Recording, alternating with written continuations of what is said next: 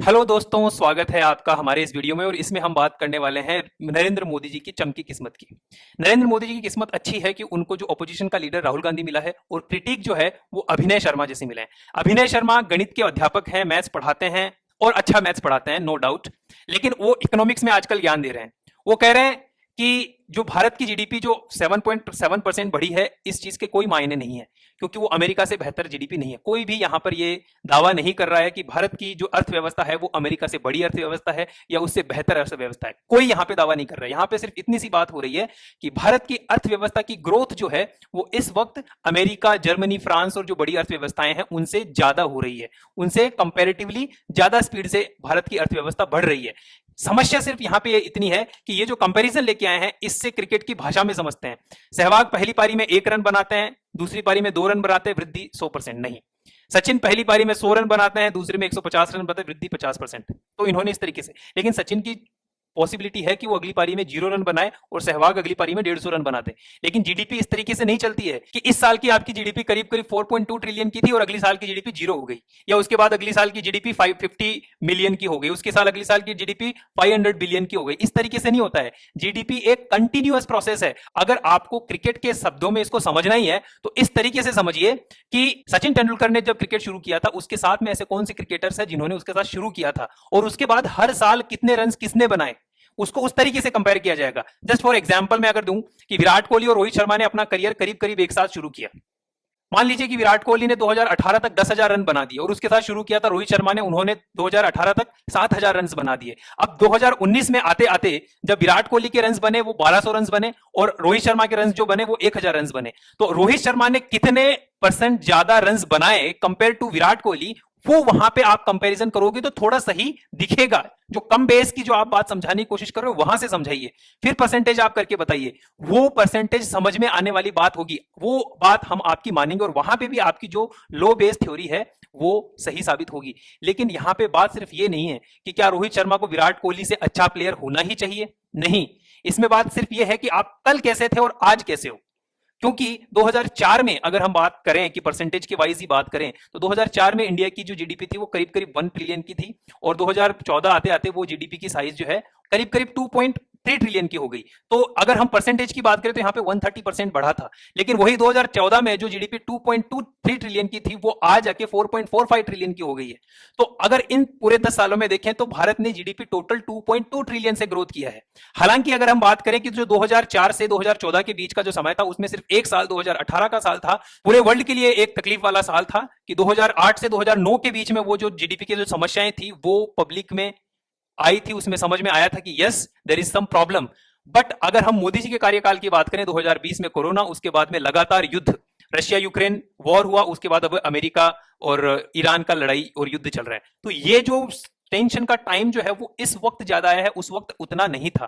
अगर कंपेयर करना है तो उस वक्त से कीजिए। अमेरिका के बराबर क्या हम जीडीपी बने, नहीं बने। क्या इसकी जिम्मेदारी सिर्फ मोदी सरकार की नहीं है, क्योंकि एक सतत कंटिन्यूअस प्रोसेस है। ऐसा नहीं है ना कि 2.2 ट्रिलियन की इकोनॉमी है, विराट कोहली हो सकता है कि किसी एक मैच में सीधा 280 रन बना दे, इससे मतलब ये नहीं हो जाएगा कि वो हर मैच में 280 रन बनाएगा। इसी तरीके से जीडीपी के अंदर भी अगर आप बात करो तो अगर ऐसा नहीं है कि 2.2 ट्रिलियन से सीधा उठा के आप 5 ट्रिलियन 10 ट्रिलियन उस जगह पे आप रख दो, इस तरीके से चीजें नहीं होती है। यस, 30 ट्रिलियन की जो अमेरिका की जीडीपी है वो 2% से ग्रो की है, तो वहां पे सबको पता है कि करीब करीब 600 बिलियन जो है वहां पे इस बार जीडीपी में जुड़े हैं। लेकिन यही अगर इंडिया की बात करें तो इंडिया की 4.5 ट्रिलियन इकोनॉमी है और यहां पे 7% की बात करें तो करीब करीब 300 बिलियंस है वो इंडिया की जीडीपी में जुड़े हैं। तो ये कंपैरिजन अगर आपको करना है, अगर आपको एब्सोल्यूट नंबर में कंपैरिजन करना है तो एब्सोल्यूट नंबर में कीजिए। लेकिन इस तरीके से नहीं होता है कि पहली पारी में 1 रन, दूसरे में 2 रन, तो वो तो किसी पारी में 300 रन भी मार देगा। इस तरीके से थोड़ी ना आप डेटा को कंपेयर करोगे। लेकिन ये पॉसिबिलिटी है कि वो 300 रन बनाने के अगले ही मैच में 0 रन भी बना दे या 500 रन भी बना दे। लेकिन जीडीपी में ये चीज नहीं होती है। जीडीपी में ऐसा नहीं है कि इस बार आपने इस बार 4.5 ट्रिलियन की जीडीपी थी और अगली बार ये घट के 0 की हो जाएगी, या अगली बार बढ़ के फिर से 6 बिलियन की हो जाएगी, या अगली बार बढ़ के 600 ट्रिलियन की हो जाएगी। इस तरीके से नहीं होता है। सो ये भी गवर्नमेंट की सबसे ज्यादा मैं तो खुशनसीबी मानूंगा कि इस तरीके के लोग जो है वो सरकार को क्रिटिक कर रहे हैं। ये अगर आपको करना है सही मुद्दे, इतने सारे मुद्दे हैं जहां पे मोदी सरकार ने काम नहीं किया, जैसे नीट का मुद्दा है। लेकिन आप अगर नीट के मुद्दे पे भी ढंग से बात करोगे तो सरकार को सुनना पड़ेगा। जैसे सीजेपी का जो प्रदर्शन था, हालांकि उन्होंने उसको डाइल्यूट कर दिया, आयसा, एसएफआई, इन सारे लोगों ने आके, बहुत ज्यादा समर्थन उसको नहीं मिला। उसका रीजन क्या था कि पूरा का पूरा मुद्दा आप लोगों ने डाइल्यूट कर दिया। अगर आप नीट के मुद्दे पर भी सवाल सरकार से पूछते हैं तो सफिशिएंट है। इकोनॉमी पे भी सवाल पूछने के तरीके हैं, बहुत सारे हैं। अगर परचेजिंग पावर पैरिटी की बात करें तो इंडिया की जो इकोनॉमी है वो करीब करीब 17 ट्रिलियन की है। अगर आप जीडीपी जिस तरीके से काउंट करते हैं उसको आप देखें तो इंडिया में जो एक बर्गर कोई इंसान खाता है, कोई बंदा जाके बर्गर मैकडी पे बर्गर खाता है, वो बर्गर 70 रुपीज में मिल जाएगा। और सेम बर्गर अगर आप यूएस में जाओगे तो वहां पे $3, दैट मीन अराउंड 280 रुपीज में वहां पे मिलेगा। समझ रहे हैं आप? तो ये जो डिफरेंस है, तो इंडिया में जब एक बर्गर खाने पर जो जीडीपी ग्रो हुई है वो 50 रुपीज की हुई है, वहीं अगर आप यूएस की बात करेंगे तो वहां पे 280 रुपीज की हुई है। वहां की परचेसिंग पावर पैरिटी और इंडिया की परचेसिंग पावर पैरिटी से बात करें तो इंडिया की जीडीपी करीब करीब $17 ट्रिलियन की है और यूएस की जो जीडीपी है वो करीब करीब $30 ट्रिलियन की है। फिर भी इंडिया उनसे पीछे है। इंडिया पीछे है, अगर देखिए तो हम पर कैपिटा इनकम, ये सारी चीजों में पीछे है। लेकिन ये वाली बात भी आप तब करोगे कि पहले कैसा था अब कैसा है। पर कैपिटा इनकम 800 रुपीज से बढ़कर अभी 3000 रुपीज हुई है, बढ़ रही है, धीरे धीरे ग्रेजुअली बढ़ रही है। ये एक सतत प्रक्रिया है, ओवरनाइट ये सारे चेंजेस नहीं आते। बट या government has to do a lot more good for economy and all the stuffs, right. फिर आगे चलते हैं। इनका एक और वीडियो मैंने देखा जिसमें ये कुछ बात कर रहे हैं। इनसे अवस्थी सर ने कुछ पूछा है, उसका क्या जवाब दे रहे हैं। ये सपोर्ट टू अपोजिशन है और सत्ता से केवल सवाल है। शिक्षक की आवश्यकता केवल सवाल तक ही सीमित हो, ये जरूरी नहीं है। क्या आपने आज तक किसी ऐसी चीज पर भी वीडियो बनाया है जिसमें सरकार की नीति की केवल तारीफ हो? जैसे सरकार केवल ऐसा कोई काम करती है जिसका विरोध ही हो? नहीं, जैसे सरकार का काम ही है अच्छे काम करना, उसको चुना ही इसलिए गया है, तो उसको तारीफ करके उसके लिए सरकार के प्रवक्ता और मीडिया इतना बेहतर काम कर रही है कि गलत को भी सही दिखा रही है। तो मुझे ऐसी जरूरत नहीं लगी उस दौर में कि मैं सरकार की नीतियों की तारीफ करूं। जैसे मैं बताऊं कि मेरे पापा मुझे दूध वगैरह का इंतजाम रखते थे, ये पापा की जिम्मेदारियां थी। तो सरकार की जिम्मेदारियां, सरकार को हमने चुना इसलिए जो हम लोगों के हितों के लिए काम करे, तो मैं उस हित के लिए यस, सरकार की जिम्मेदारी है कि सरकार के आपके हितों के लिए काम करे, उसकी तारीफ करना आपको जरूरी नहीं लगा। लेकिन आपको भी ये पता होना चाहिए कि जब मीडिया उसके भाजपा के प्रवक्ता ये सारे के सारे लोग सरकार की तारीफ कर रहे हैं तो जनता के लिए भी ये मुश्किल है कि कौन व्यक्ति ऐसा है जिस पे हम विश्वास करें। तो फिर आती है आपकी जैसी वॉइस जो ऐसा दावा करती है कि हम न्यूट्रल वॉइस हैं। तो न्यूट्रल अगर वॉइस होती है तो उसकी जिम्मेदारी बढ़ जाती है, क्योंकि वो सरकार की जहां जरूरत पड़ेगी आलोचना भी करेंगे और जहां जरूरत पड़ेगी वो सरकार की तारीफ भी करेंगे। अगर ऐसा आप करेंगे तो आप पर लोग ज्यादा विश्वास करेंगे। अगर आप भी सरकार के अगेंस्ट ही बोलते जाएंगे तो होगा क्या कि जो सरकार जो अच्छे काम कर रही है वो पता नहीं चलेंगे, और जो कुछ काम ऐसे हैं जिनकी उनकी आलोचना होनी चाहिए, जैसे नीट का एग्जाम का पेपर हो गया, सीबीएसई का हो गया, ये सारी चीजों पर आपको आलोचना करनी चाहिए।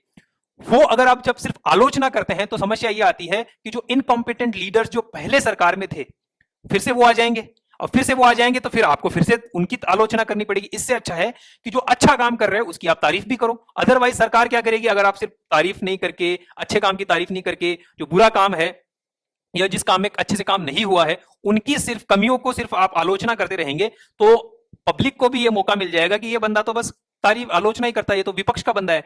यही अगर अच्छे काम की तारीफ करो, जो गलत काम हुआ है, जो कमी रही है उसकी आलोचना करोगे तो आप एक न्यूट्रल वॉइस निकल के आओगे और आपकी क्रेडिबिलिटी बढ़ेगी। ये सबसे बड़ी समस्या है। और दूसरी बात आपने कही कि भाई पापा का तो काम ही है आपको दूध पिलाना। यस, पापा का काम है आपको दूध पिलाना, लेकिन आप पापा बदलोगे नहीं ना। अगर उस पापा ने आपको दूध नहीं पिलाया तो क्या आप कल जाके अपना बाप बदल लोगे? नहीं बदल सकते। सरकार आप बदल सकते हो, समझ रहे हो? तो सरकार जो बदलेगी वो इससे बेहतर काम करने वाली आएगी कि नहीं आएगी, इसकी जिम्मेदारी किसकी है? जो कल काम कर रही थी उसने गलत काम किया, उसको हमने उखाड़ फेंका। आज ये जो काम कर रहे हैं, जो गलत कर रहे हैं उसका आप बताओ, लेकिन जो सही कर रहे हैं वह भी बताओ, ताकि कि जब आप डिसीजन लेने वाला हो, जो आपको सुन के डिसीजन लेता है उसको पता रहे कि यस ये 10 लिस्ट थी मेरे कामों की, उसमें से 7 लिस्ट में जो काम है वो सरकार ने सही किए, ये 3 गलत किए हैं। अब क्या मुझे कोई दूसरा बंदा मिल रहा है जो मेरे 8 काम सही करेगा और 2 गलत करेगा तो मैं चल लूंगा, और जिस दिन 9 ज्यादा करने वाले मिल जाएंगे तो मैं 9 वाले को वोट दूंगा। This is how democracy works. ऐसा नहीं होता है कि ये गलत कर रहे हैं, ये इसने एक काम गलत कर दिया, इसको उखाड़ फेंको और फिर किसको लेके आओ जिन्होंने 10 में से 9 काम गलत किए थे। इस तरीके से डेमोक्रेसी काम नहीं करती है। आप दूध के लिए अपने बाप को बदल नहीं दोगे विनय शर्मा, उनका काम ही है आपको सही से क्या यार मैं क्या बोलूं।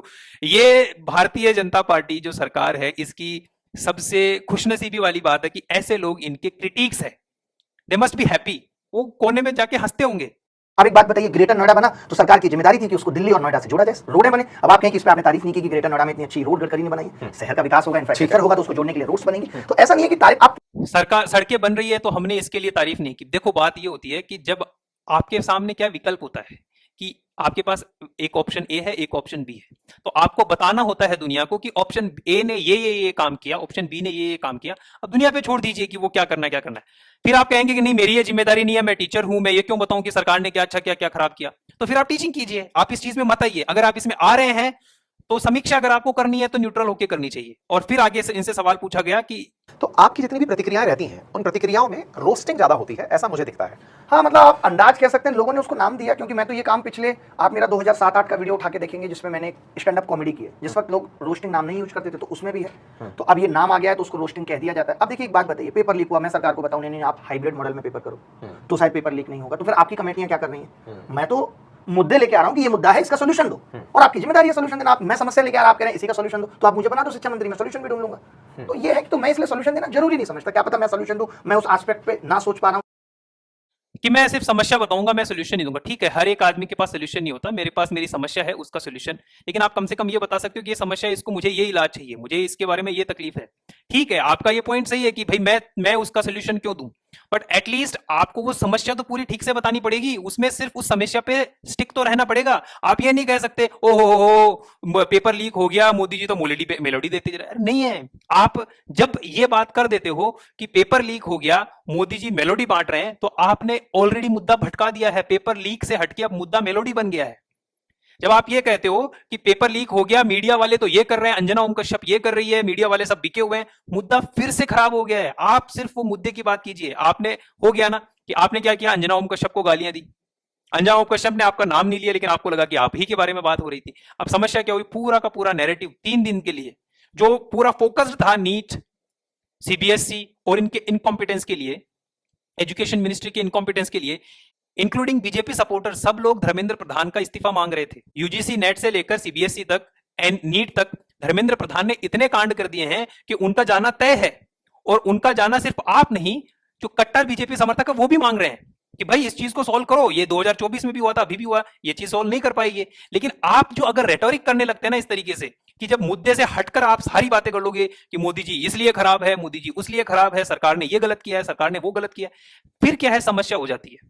आपकी एसएससी के अंदर प्रोटेस्ट आपने किया, प्रोटेस्ट के बाद में सरकार ने आपको बुलाया और पूछा कि भाई इसको किस तरीके से किया जाए। जो आपने 6-7 सोल्यूशन दिए वो सरकार ने लागू किए। वो क्या दर्शाता है कि सरकार की जो मंशा है वो सही है, सरकार की मंशा गलत नहीं है। हाँ, ये जो गलत हुआ है सरकार ही की ये जिम्मेदारी भी थी। जितने भी नीट पेपर लीक हो रहे हैं, ये हो रहे हैं, ये सरकार ही की जिम्मेदारी है कि उस चीज को भी ठीक करे। लेकिन वो तभी होगा जब आप अकाउंटेबिलिटी के साथ सवाल पूछेंगे। सेम चीज यूजीसी नेट वाले मुद्दे पे ये जो अजीत भारती लोगों ने किया, क्या किया, सरकार से सिर्फ यूजीसी नेट के ऊपर बात करनी थी, इन्होंने उस चीज को पूरा का पूरा इस तरीके से दिखा दिया कि नहीं नहीं ये सरकार तो पूरी की पूरी हिंदू विरोधी है। ऐसे में क्या हुआ कि पूरा का पूरा यूजीसी नेट का जो मुद्दा है वो हट गया, गाली गलौच पे मुद्दा आ गया और वो डाइल्यूट हो गया। एवरी सिंगल पर्सन जिसको आप मीडिया, सरकार का चाटुकार, आईटी सेल, ये सब बोल के अगर साइडलाइन कर दोगे तो that's what is going to happen to you.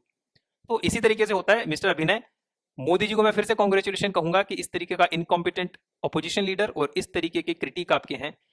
Enjoy the power till 2034 and 2039 and 2044 and what not. Thank you so much. इस वीडियो में इतना ही, मिलेंगे फिर से इसी तरीके के नए कंटेंट के साथ आप लोगों के साथ। Thank you so much. Video अगर आपको पसंद आया तो वीडियो को लाइक कर दीजिए, चैनल को सब्सक्राइब कर दीजिए और कमेंट करके बताइए कि आपको वीडियो कैसा लगा। Thank you.